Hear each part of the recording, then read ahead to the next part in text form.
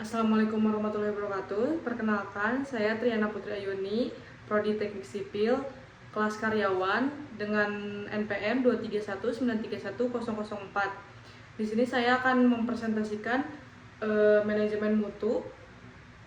Manajemen mutu adalah strategi pengelolaan, jaminan, dan pengendalian kualitas berbasis standar operasional nasional. Apa itu tujuan manajemen dan mutu? Manajemen dalam KBBI yaitu penggunaan sumber daya secara efektif untuk mencapai tujuan yang telah ditetapkan dan dalam organisasi. Dan untuk mutu dalam KBBI adalah ukuran baik buruknya suatu benda, derajat atau taraf kepandaian atau kecerdasan yang menjadi standar penilaian. Manajemen mutu konstruksi, proses pengelolaan dan pemeliharaan mutu selama siklus hidup proyek berlangsung menjamin hasil memenuhi standar dan kriteria, kepuasan pelanggan terjamin, persyaratan regulasi dipatuhi, dan sesuai spesifikasi teknis. Definisi terminologi mutu, yaitu ukuran nilai, taraf kompetensi, kriteria objektif. Ukuran nilai mutu adalah ukuran baik buruknya suatu benda atau produk yang dihasilkan dalam proses produksi. Yang kedua, taraf kompetensi adalah derajat atau taraf kepandaian dan kecerdasan dalam mengajarkan suatu tugas sesuai standar. Yang terakhir yaitu kriteria objektif adalah mutu bersifat objektif, diukur berdasarkan parameter yang telah disepakati sebelumnya. Manajemen mutu konstruksi, proses pengelolaan dan pemeliharaan mutu selama proyek berlangsung agar hasil memenuhi standar kriteria yang ditetapkan. Kepuasan pelanggan terjamin sepenuhnya, parameter persyaratan peraturan dipatuhi sesuai dengan spesifikasi teknis atau spek, memenuhi persyaratan kontrak lainnya. 8 prinsip manajemen mutu. Yang pertama, fokus pelanggan. Organisasi bergantung pada pelanggan mereka dan oleh karena itu harus memahami kebutuhan masa kini dan masa depan pelanggan. Pelanggan menentukan sukses sebuah organisasi. Loyalitas pelanggan dipengaruhi oleh mutu produk. Pelanggan adalah fokus dari seluruh prestasi kita. Manfaat fokus pelanggan: meningkatkan proses responsif terhadap kebutuhan pelanggan, meningkatkan efektivitas penggunaan sumber daya, membangun kepercayaan dan loyalitas jangka panjang, mampu mengukur kinerja berdasarkan kepuasan real. Prinsip kedua, kepemimpinan. Fungsi kepemimpinan yaitu distribusi kewajiban anggota, mengajak aktif mencapai tujuan, meminta kontribusi dalam keputusan. Pemimpin adalah penggerak dan pengendali terpenting dalam organisasi. Yang ketiga, prinsip keterlibatan personil. Staf di semua tingkatan adalah esensi organisasi dan keterlibatan penuh. Mereka memungkinkan kemampuan mereka digunakan untuk manfaat organisasi. Yang pertama, paham peran. Yang kedua, identifikasi. Yang ketiga, tanggung jawab. Yang pertama itu paham peran, yaitu memahami kontribusi bagi perusahaan. Yang kedua, identifikasi, yaitu mengenali hambatan kinerja. Yang ketiga, yaitu tanggung jawab, membangun rasa memiliki masalah. Prinsip keterlibatan ini mendasari pada asumsi bahwa proses terjadi dari mengubah input menjadi output, yang merupakan kegiatan yang paling terkait dan berinteraksi antara satu kegiatan dengan kegiatan lainnya. Sehingga jika ada banyak orang yang tidak memiliki kepedulian terhadap mutu, maka upaya untuk menghasilkan produk yang bermutu juga tidak mungkin dapat terwujud. Manajemen mutu akan dapat berjalan efektif jika setiap orang dalam organisasi dapat terlibat dan memiliki peran dalam sistem tersebut. Dengan peran itu, agar mereka sadar bahwa mereka mempunyai tugas dan tanggung jawab serta kewajiban untuk menjunjung mutu kinerja. Prinsip keempat yaitu pendekatan proses. Prinsip pendekatan proses dalam manajemen mutu merupakan manajemen yang menggunakan landasan IPO, input, proses, output. Jadi tidak hanya memastikan pada proses, tetapi juga memastikan pada komponen input ataupun output. Aktivitas yang perlu dilakukan yaitu identifikasi dan menetapkan aktivitas yang penting untuk memperoleh hasil yang diinginkan, memetakan urutan dan interaksi dalam organisasi, merencanakan dalam proses untuk merealisasikan produk, menganalisis dan mengulur kemampuan aktivitas kunci, fokus terhadap faktor-faktor sumber daya, metode, dan bahan yang akan memperbaiki aktivitas kunci yang telah ditentukan atau ditetapkan. Manfaat dari penerapan prinsip pendekatan proses akan menguntungkan kinerja organisasi dalam hal efektivitas penggunaan sumber-sumber daya sehingga biaya dapat ditekan, waktu siklus pelaksanaan kegiatan dapat lebih singkat, hasil-hasil menjadi meningkat, konsisten dan dapat diprediksi, kesempatan perbaikan menjadi prioritas dan lebih berfokus. Selanjutnya prinsip 5. Pendekatan sistem pada manajemen mutu. Menurut Rumus Besar Bahasa Indonesia KBBI, sistem adalah perangkat unsur yang secara teratur saling berkaitan sehingga membentuk suatu totalitas. Sistem juga diartikan sebagai susunan yang teratur dari pandangan, teori, asas, dan sebagainya. KBBI juga mengidentifikasikan pengertian sistem sebagai sebuah metode. Manajemen mutu merupakan manajemen berdasarkan pada sistem. Sistem memiliki kata kunci interrelasi dan integrasi. Interrelasi bermakna bahwa proses untuk menghasilkan output dilakukan melalui proses pada unit-unit yang saling berhubung. Sedangkan integrasi bermakna bahwa proses pada Sistem merupakan proses yang saling terkait. Dalam mengintegrasi sebagai proses, struktur keseluruhan sistem yang utuh dalam upaya mengubah input menjadi output. Pendekatan sistem pada manajemen mutu diidentifikasikan sebagai identifikasi pemahaman dan pengelolaan sistem dari proses yang paling terkait untuk pencapaian dan peningkatan sasaran perusahaan atau organisasi dengan efektif dan efisien dalam mencapai tujuan-tujuannya. Intinya pendekatan sistem pada manajemen mutu. Setiap aktivitas dalam organisasi harus dilandasi dengan adanya sistem yang harus dikomunikasikan kepada semua level organisasi agar organisasi dapat menyusun sistem untuk mencapai sasaran organisasi dengan lebih efektif dan efisien. Memahami keadaan saling ketergantungan di antara proses-proses pada sistem dengan pendekatan struktur yang harmonis dan integrasi proses-proses dengan tugas yang tidak saling tumpang tindih, memberi pemahaman terbaik pada tugas-tugas atau tanggung jawab yang dibutuhkan untuk mencapai tujuan bersama serta mengurangi hambatan lintas fungsional, menargetkan dan menentukan bagaimana aktivitas khusus dalam satu sistem akan beroperasi, mengidentifikasikan, memahami, mengendalikan sistem dan interaksi antar proses guna memberikan kontribusi, efektivitas, dan efisiensi organisasi. Mendorong unit-unit bagian proses kemampuan menetapkan sasaran mutu tiap proses, menetapkan interaksi dan rangkaian proses, serta memantau dan mengukur efektivitas tiap proses. Yang keenam yaitu prinsip perbaikan berkesinambungan manajemen mutu.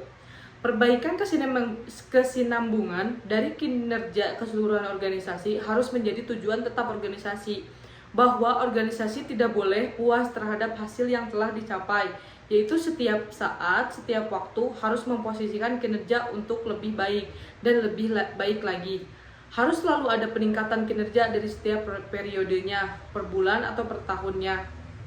Aktivitas dalam perbaikan berkesinambungan manajemen mutu yaitu evaluasi dampak perubahan oleh manajemen mutu terhadap pelanggan, mengkualifikasi proses, mencari dan menghilangkan masalah proses, melakukan studi banding proses untuk meningkatkan kinerja organisasi, melihat kembali kualifikasi secara berkala, dan menertibkan dokumen manajemen mutu. Prinsip 7. Pendekatan faktual. Prinsip dalam rangka pengambilan keputusan yang efektif dengan didasarkan pada analisis data dan informasi. Proses keputusan efektif maka harus didasarkan pada analisis data pengukuran dan informasi objektif sesuai fakta yang valid, jelas dan tidak bias.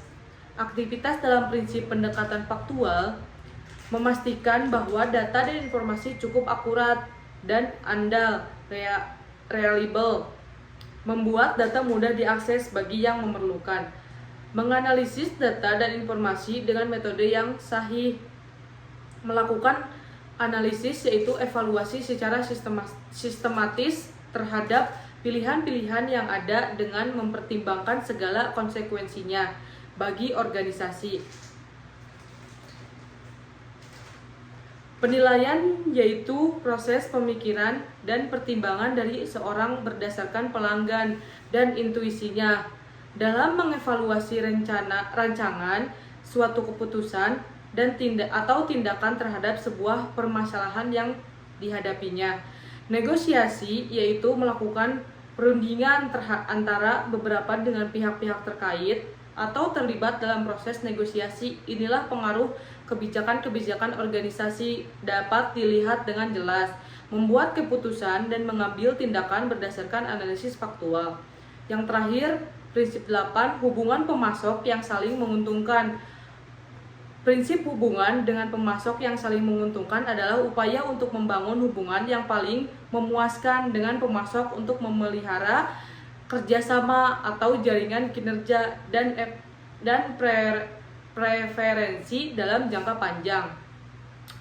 Manfaat penerapan hubungan dengan pemasok yang saling menguntungkan adalah meningkatkan kemampuan untuk menciptakan nilai bagi kedua pihak, meningkatkan fleksibilitas dan kecepatan bersama untuk menanggapi perubahan pasar atau kebutuhan dan harapan pelanggan, mengoptimalkan biaya dan penggunaan sumber-sumber daya.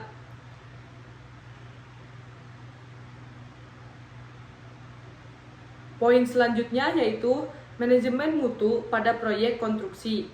Sistem manajemen mutu konstruksi merupakan sekumpulan prosedur yang terdokumentasi serta praktik-praktik standar untuk manajemen sistem yang bertujuan menjamin kesesuaian dari suatu proses konstruksi terhadap kebutuhan dan persyaratan tertentu. Manajemen mutu sangat penting dalam industri konstruksi karena dapat membantu mengurangi atau menghemat biaya dan meningkatkan keselamatan yang dapat menghasilkan hasil proyek yang lebih baik dan kepuasan pelanggan yang lebih besar. Rencana pengendalian mutu konstruksi dijelaskan dalam dokumen yang disusun oleh manajer pengendalian mutu yang menguraikan bagaimana pengendalian mutu dan proses akan ditetapkan pada proyek konstruksi. Rencana pengendalian tersebut mencakup uraian tentang sasaran mutu proyek dan metode serta prosedur yang digunakan untuk mencapainya. Dokumen-dokumen untuk pengendalian mutu. Dalam melaksanakan pekerjaan pengendalian mutu proyek dibutuhkan beberapa dokumen penting. Dokumen-dokumen ini menjadi acuan pengerjaan proyek sehingga pelaksanaan proyek dan hasil akhirnya sesuai dengan perencanaan. Adapun dokumen-dokumen tersebut meliputi spesifikasi teknis. Spesifikasi teknis berisikan uraian yang disusun dengan lengkap dan jelas mengenai suatu proyek yang hendak dikerjakan sehingga bisa mencapai harapan semua pihak yang terlibat di dalamnya. Gambar kerja. Gambar kerja adalah gambar acuan yang dipakai untuk mewujudkan ide rancangan ke dalam bentuk fisik. Oleh karena itulah, setiap pihak yang terlibat dalam proses harus bisa memahami gambar kerja yang telah dibuat. Gambar kerja yang benar-benar akurat dan detail akan sangat membantu mewujudkan sebuah proyek dengan tepat. Gambar kerja yang dibuat oleh seorang arsitek dilengkapi pula dengan spesifikasi dan syarat teknis pengerjaan proyek yang lengkap, jelas dan teratur serta perkiraan biaya proyek dan perhitungan kualitas proyek Jika gambar kerja sudah diberikan dan disetujui, barulah gambar kerja ini bisa digunakan dalam pengerjaan sebuah proyek.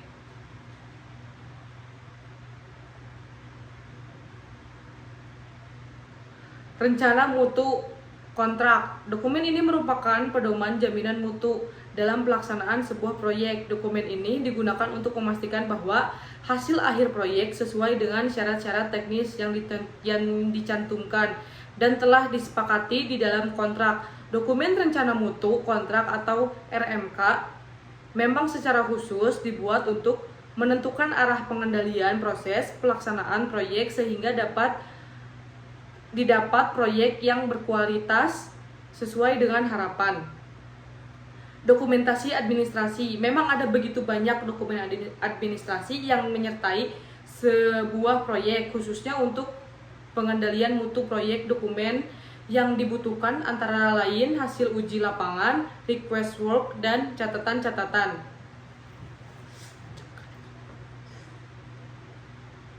Instruksi teknis. Dokumen ini disusun untuk menghindari terjadinya kesalahan dalam pengerjaan suatu proyek. Dokumen ini berisi petunjuk suatu proses kerja yang harus dikerjakan oleh tim-tim kerja atau kelompok-kelompok yang terlibat dalam proyek. Rencana mutu kontrak. Rencana mutu kontrak atau RMK adalah dokumen yang berisi rencana pelaksanaan penggunaan suatu proyek dan sistem manajemen mutu yang disusun oleh penyedia barang atau jasa. RMK dibuat untuk penjamin mutu pekerjaan sesuai dengan persyaratan yang telah ditetapkan. RMK biasanya mencakup struktur organisasi, tugas dan tanggung jawab, jadwal, persyaratan teknis, verifikasi. RMK berbeda dengan manual mutu, perusahaan yang menjelaskan kebijakan dan prosedur mutu secara umum. Maksud dari penyusun rencana mutu kontrak atau RMK ini adalah untuk mempermudah pedoman pelaksanaan pekerjaan dalam pengendalian proses pekerjaan baik bagi penentu kebijakan maupun pelaksana, serta dapat diketahui secara dini jika terjadi penyimpangan melalui inspeksi atau pengecekan mutu pekerjaan. Laporan rencana mutu.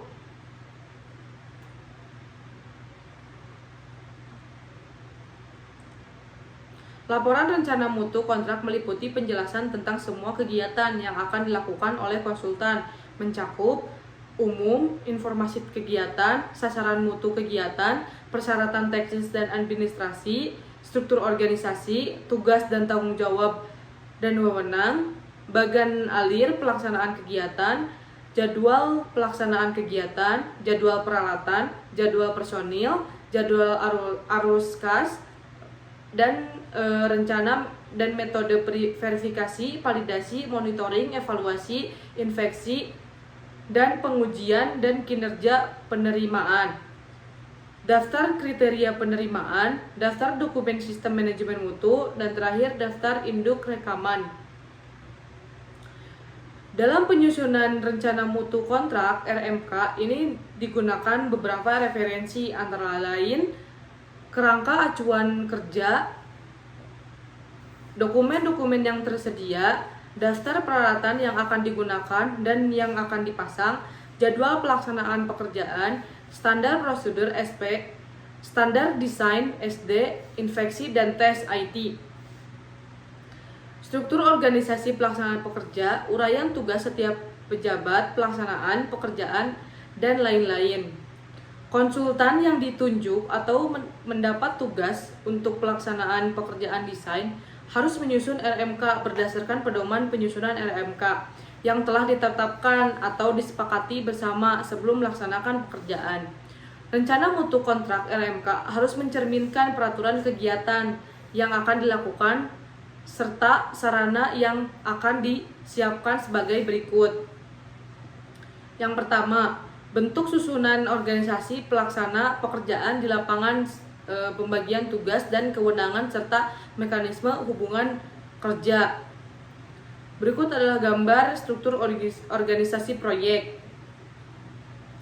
Yang kedua, daftar personil serta tenaga ahli yang akan melaksanakan tugas kegiatan lama waktu, penugasan, serta tugas dan tanggung jawab.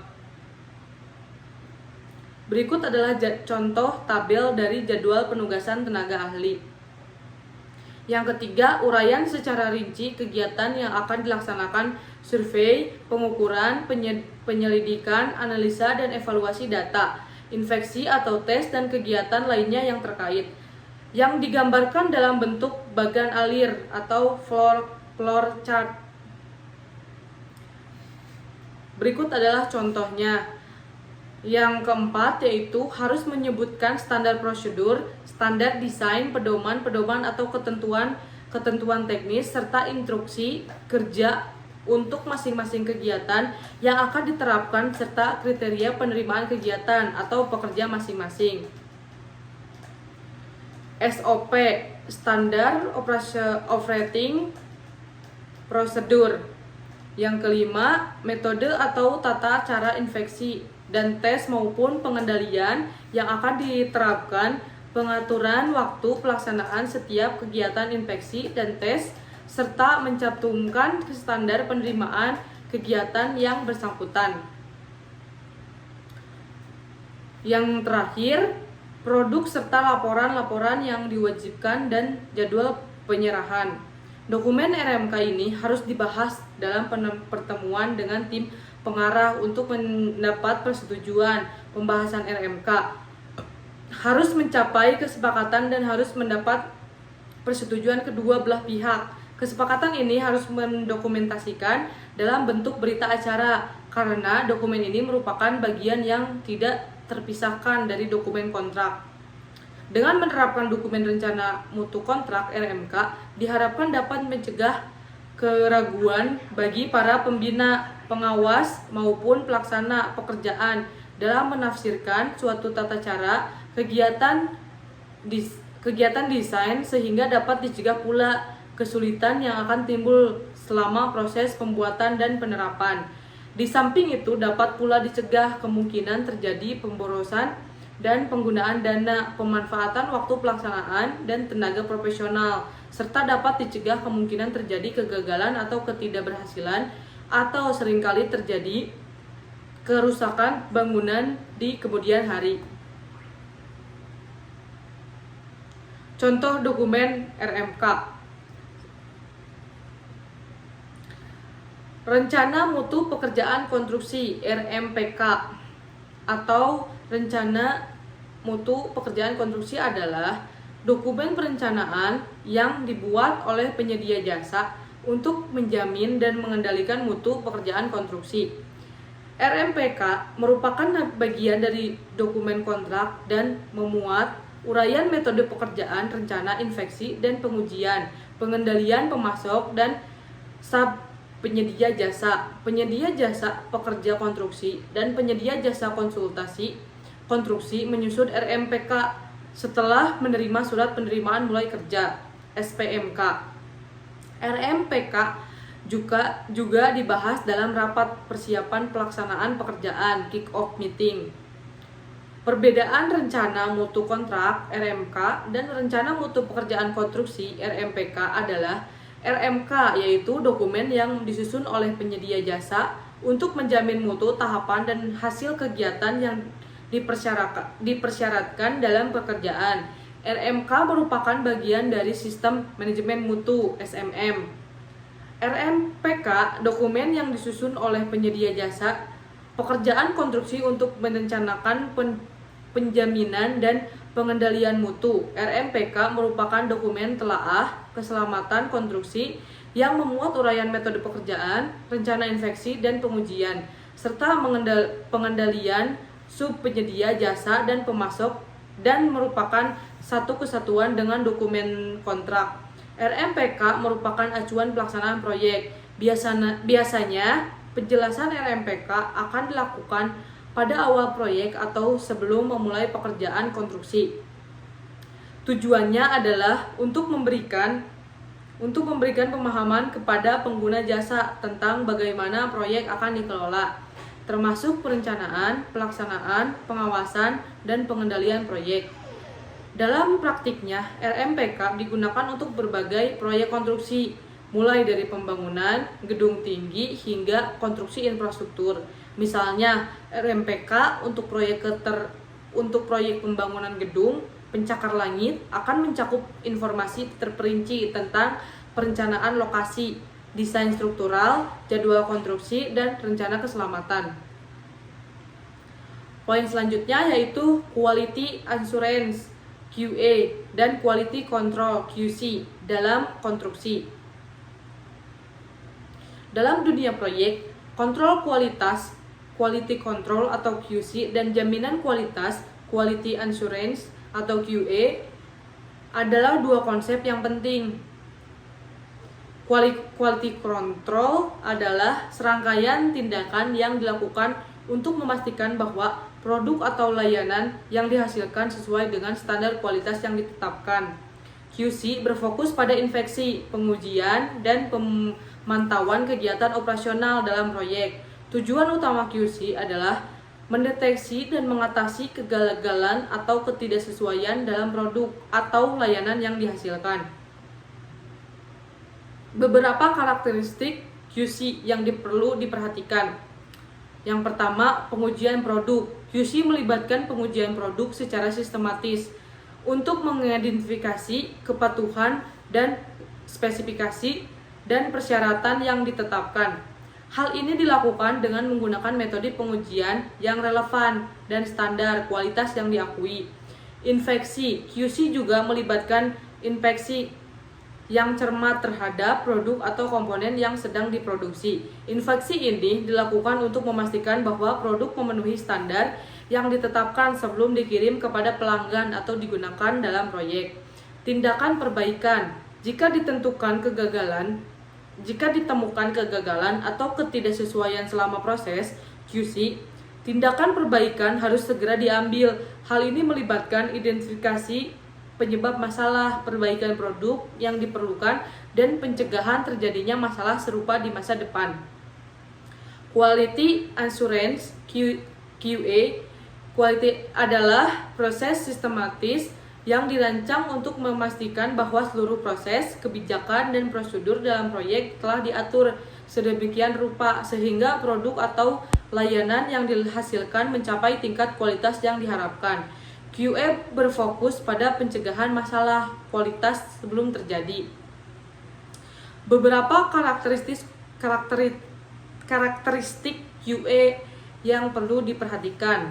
Yang pertama, perancangan kualitas. QA melibatkan perancangan yang matang terkait kualitas produk atau layanan yang akan dihasilkan. Ini termasuk penetapan standar kualitas, identifikasi risiko, kualitas, dan pengembangan strategi. Untuk memastikan bahwa kualitas dipertahankan secara konsisten. Yang selanjutnya, audit dan pemantauan. QA melibatkan audit yang teratur terhadap proses dan kegiatan proyek untuk memastikan kepatuhan terhadap standar, kualitas, dan prosedur yang ditetapkan. Pemantauan dilakukan untuk mengidentifikasi potensi masalah kualitas dan mencegahnya sebelum terjadi. Pembangunan keterampilan QA juga melibatkan pengembangan keterampilan dan pengetahuan yang diperlukan oleh tim proyek untuk mencapai tingkat kualitas yang diharapkan. Pelatihan, signifikasi, dan peningkatan proses merupakan bagian dari upaya QA untuk meningkatkan kompetensi tim. Perbedaan utama antara QC dan QA. Yang pertama, fokus. QC berfokus pada identifikasi dan perbaikan kegagalan atau ketidaksesuaian produk atau layanan yang dihasilkan, sementara QA berfokus pada pencegahan masalah kualitas melalui perencanaan, audit, dan pemantauan. Waktu pelaksanaan. QC dilakukan setelah produk atau layanan selesai diproduksi, sementara QA terintegrasi dalam seluruh siklus proyek, dimulai dari perencanaan hingga penyelesaian. Tujuannya, QC bertujuan untuk memastikan kualitas produk atau layanan sesuai dengan standar yang ditetapkan, sedangkan QA bertujuan untuk memastikan bahwa proses dan prosedur dalam proyek telah diatur sedemikian rupa sehingga produk atau layanan memenuhi standar kualitas yang diharapkan. Jaminan kualitas QA dalam konstruksi memastikan bahwa proyek konstruksi sesuai dengan peraturan dan standar industri. Jaminan kualitas juga memastikan bahwa produk akhir memenuhi persyaratan dan harapan pemilik, aman digunakan dan berfungsi sebagaimana mestinya. QA berbeda dengan QC karena QA mengenangani proses untuk memastikan proyek memenuhi standar yang dibutuhkan sehingga mencegah resiko dan kesalahan. Di sisi lain, QC menangani pemeriksaan hasil produk setelah konstruksi untuk memastikan tidak ada kegagalan, dan jika ada QC membantu memperbaikinya. Selanjutnya, penerapan proses QA dalam proyek konstruksi memiliki beberapa manfaat seperti peningkatan kontrol kualitas, yaitu dengan menerapkan proses jaminan berkualitas, perusahaan konstruksi dapat mengidentifikasi dan mengatasi potensi masalah sebelumnya menjadi masalah besar. Hal ini mengarah pada kontrol kualitas yang lebih tinggi di seluruh proyek dan hasil keseluruhan yang lebih baik. Manajemen proyek yang lebih baik QA melibatkan perencanaan, pengujian, dan pendokumentasian semua aktivitas konstruksi secara seksama. Hal ini membantu manajer proyek mengantisipasi potensi masalah dan mengambil tindakan perbaikan secara proaktif sehingga meningkatkan efisiensi dan penyelesaian tepat waktu. Peningkatan kepatuhan terhadap standar dan regulasi, pengurangan biaya dan pengerjaan ulang. QA membantu mengidentifikasi kegagalan sejak dini, mengurangi kebutuhan pengerjaan ulang, dan mencegah kesalahan yang merugikan. QA juga memastikan penggunaan material yang efisien untuk meminimalkan pemborosan dan menghemat uang. Proses jaminan mutu memastikan bahwa proyek konstruksi mematuhi standar dan regulasi industri sehingga meminimalkan risiko masalah hukum atau keselamatan. Peningkatan kepuasan pelanggan. Tujuan utama QA adalah memberikan proyek berkualitas tinggi yang memenuhi dan melampaui harapan pelanggan. Dengan terus-menerus menegakkan standar kualitas, perusahaan konstruksi dapat meningkatkan kepuasan pelanggan dan membangun reputasi positif. Peningkatan keselamatan. Proses QA memastikan bahwa semua aktivitas konstruksi mematuhi standar dan peraturan keselamatan. Cara meningkatkan jaminan kualitas dalam konstruksi.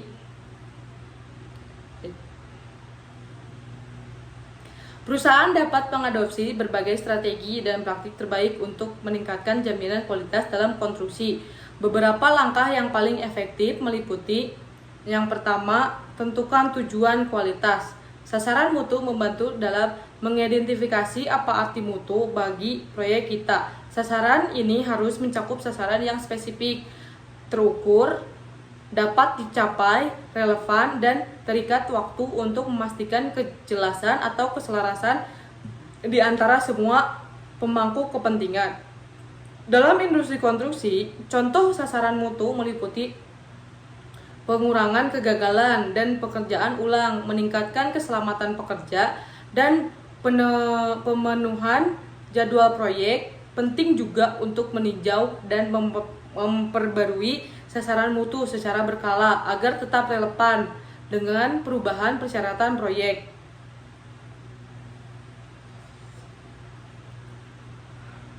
Daftar tugas yang baik. Gunakan format daftar tugas standar untuk memastikan semua orang selaras dan jelas tentang harapan untuk setiap tahap proyek. Beberapa software menawarkan alat yang fleksibel seperti template daftar tugas khusus untuk menyederhanakan proses kualitas untuk pekerjaan apapun. Fokus pada alur kerja berkualitas. Kepemilikan dan akuntabilitas sangat penting untuk mengelola kualitas konstruksi secara efektif. Mengandalkan daftar tugas saja tidak akan menjamin keberhasilan, terutama jika peran dan tanggung jawab tim kita tidak ditetapkan dengan jelas. Itulah mengapa penting untuk menetapkan tugas manajemen kualitas kepada individu atau tim tertentu di awal proyek, beserta tenggat waktu, dan hasil manajemen kualitas yang jelas. Hal ini membangun akuntabilitas dalam proses penyelesaian dan manajemen kualitas kita. Mengidentifikasi tanggung jawab. Tetapkan dengan jelas siapa yang bertanggung jawab atas pengendalian mutu di setiap fase proyek, termasuk mengidentifikasi individu atau tim yang bertanggung jawab untuk melakukan inspeksi, pengujian, dan peninjauan dokumentasi. Anjing bikin ngerlep.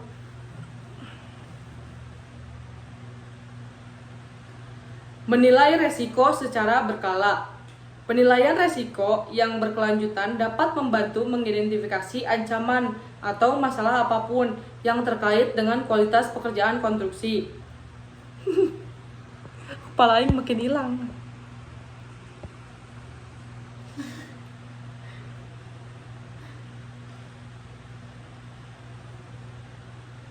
Penilaian risiko yang berkelanjutan dapat membantu mengidentifikasi ancaman atau masalah apapun yang terkait dengan kualitas pekerjaan konstruksi. Penilaian risiko melibatkan apa sih? Diem nggak?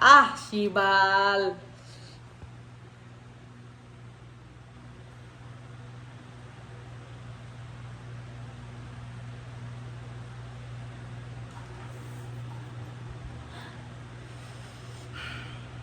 Mana tadi teh?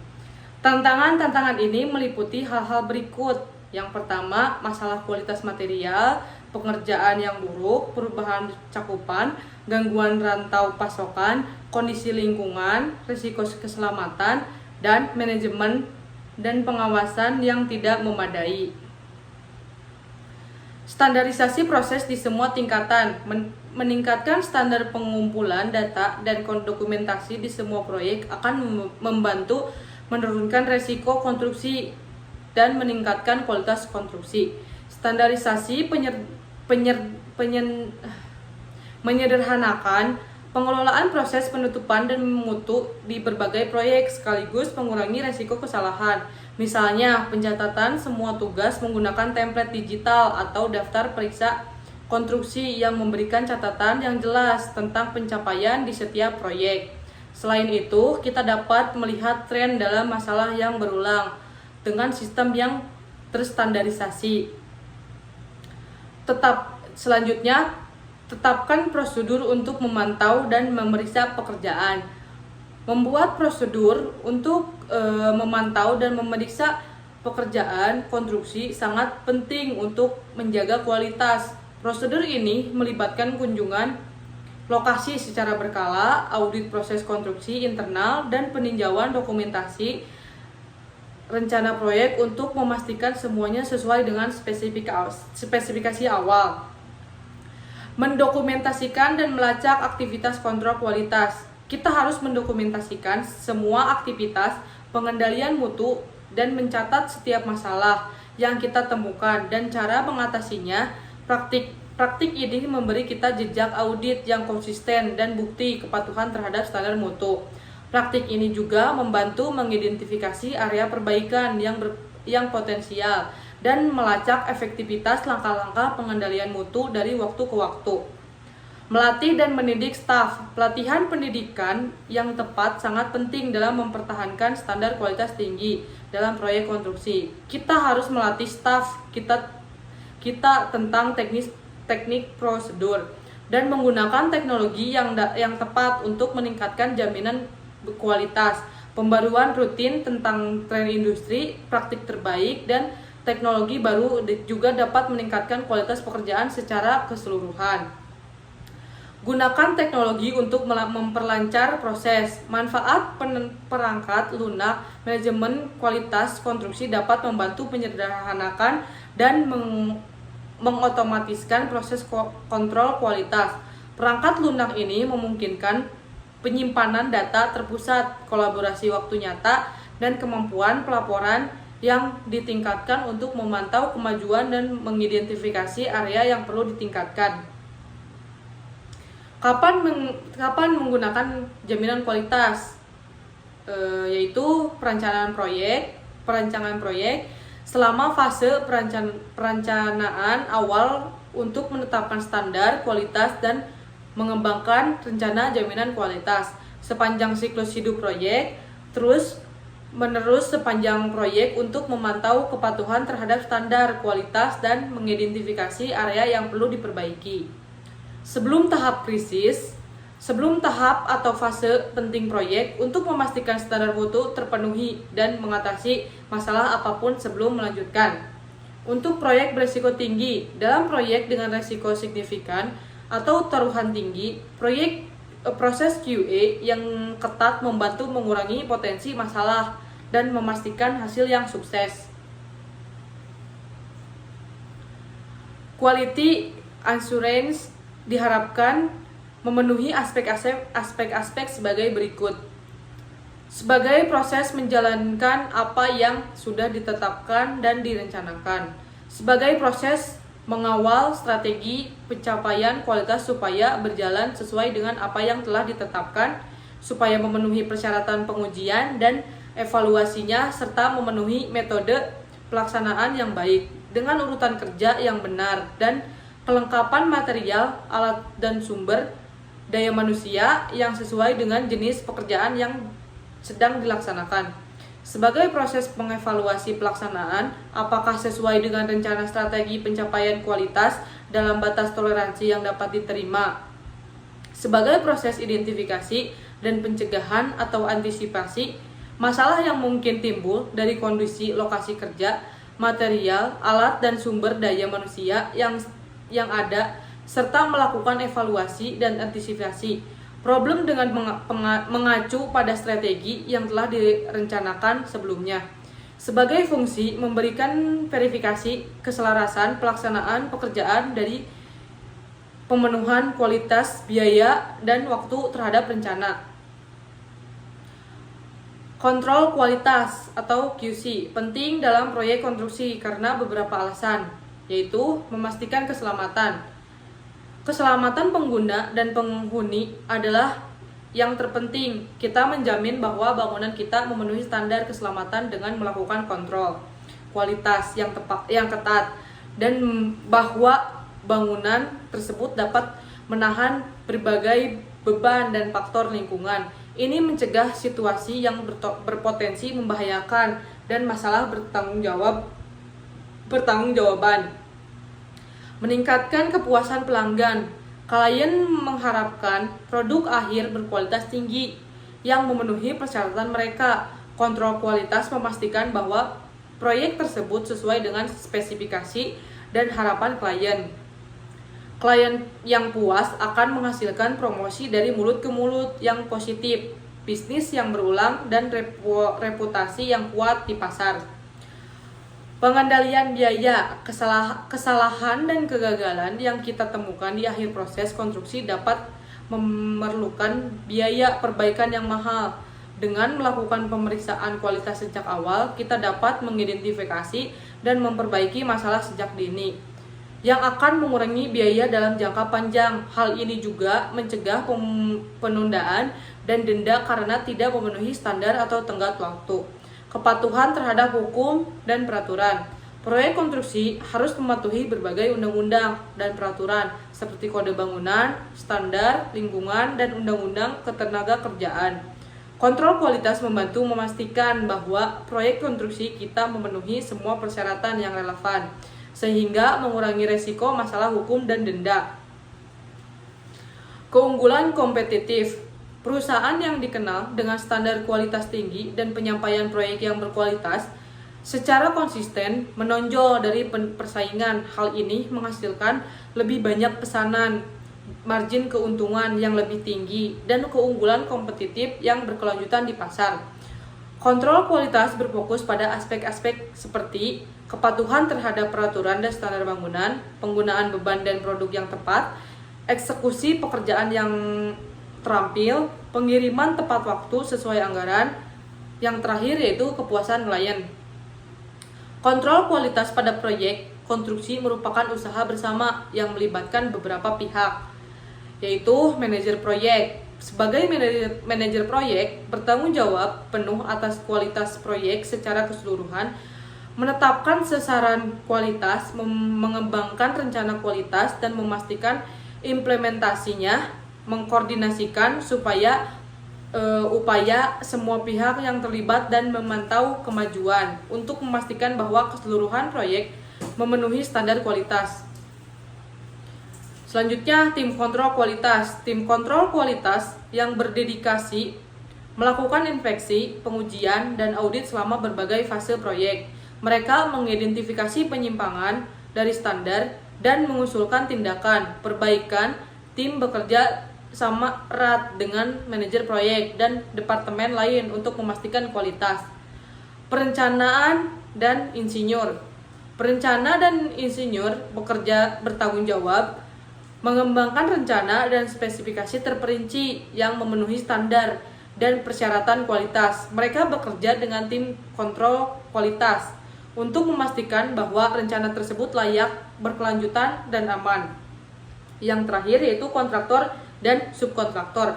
Kontraktor dan subkontraktor melaksanakan pekerjaan konstruksi yang sebenarnya sesuai dengan rencana dan spesifikasi. Mereka bertanggung jawab untuk menggunakan material yang tepat, mengikuti prosedur yang tepat, dan melatih karyawan mereka untuk memenuhi standar kualitas. Komunikasi dan koordinasi rutin dengan manajer proyek dan tim pengendalian kualitas sangatlah penting. Pemasok pemegang peranan penting dalam menyediakan material dan produk kualitas tinggi. Untuk proyek konstruksi, mereka harus memenuhi spesifikasi kualitas dan mengirimkannya tepat waktu.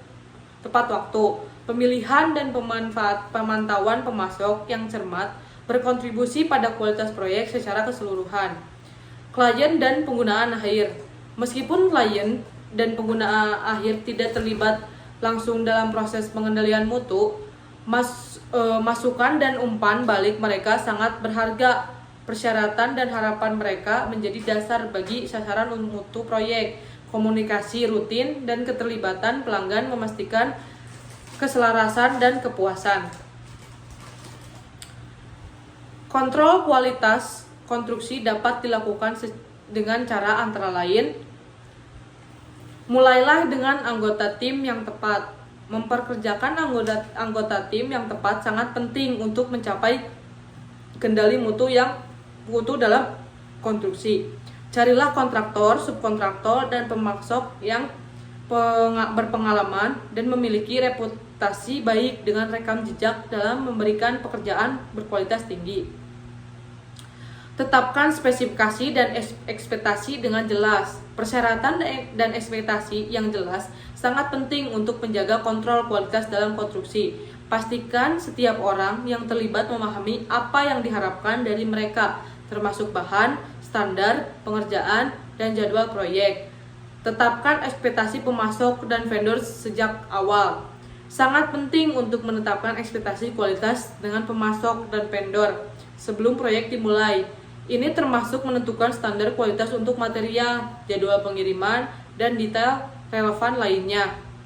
Pilih material yang sesuai. Material berkualitas sangat penting untuk mencapai kontrol kualitas dalam konstruksi.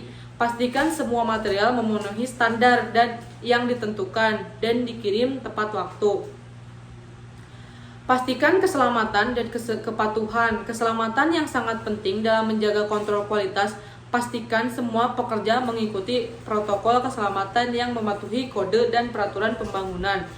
Periksa ulang dan verifikasi. Sebelum menandatangani pekerjaan apapun, verifikasi adalah pekerjaan tersebut memenuhi spesifikasi dan standar kualitas. Hal ini dapat membantu menemukan kesalahan atau kegagalan yang mungkin terlewatkan. Lindungi pekerjaan yang telah selesai.